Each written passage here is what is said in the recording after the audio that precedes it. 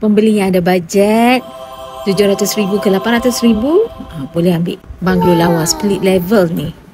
Dengan bajet itu bolehlah pasang paving block yang macam ni ke, hijau ni pun cantik, grey ke atau begini.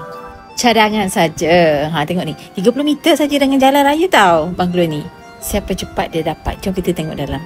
Okey, ready security door depan dan belakang.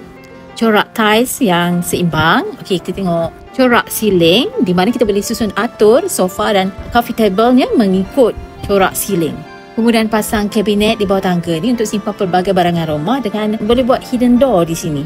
Ada bilik yang luas di bahagian bawah split level selain daripada tempat parking kereta. Okey guys, ini adalah ruang untuk buat dry kitchen sebenarnya.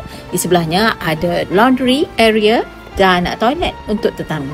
Dan perlukan kreativiti untuk dividekan antara dua ruang tetamu dan dry kitchen ini. Ni tengok ni. Belakang ni ada 15 kaki lagi guys. Tak usah pening-pening. Hire ID je, garanti lawa. Modern contemporary ID perfect ni. Tingkat atas pula ada 4 bilik tidur, menjadikan 5 bilik tidur, 4 bilik air semuanya. Okey, bilik ni perfect untuk 1 single bed. Di sebelahnya perfect untuk 1 queen bed.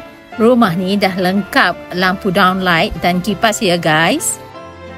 Bilik yang satu lagi ni pun perfect untuk muatkan 1 queen bed. Di sebelahnya ada bilik air untuk 3 buah bilik tidur. Dan inilah master bedroomnya. Tu dia ada sliding door dengan balcony yang panjang. Okey, di sini tempat letak kepala katil. Sini letak apa? Humidifier diffuser dan air filter terpulang.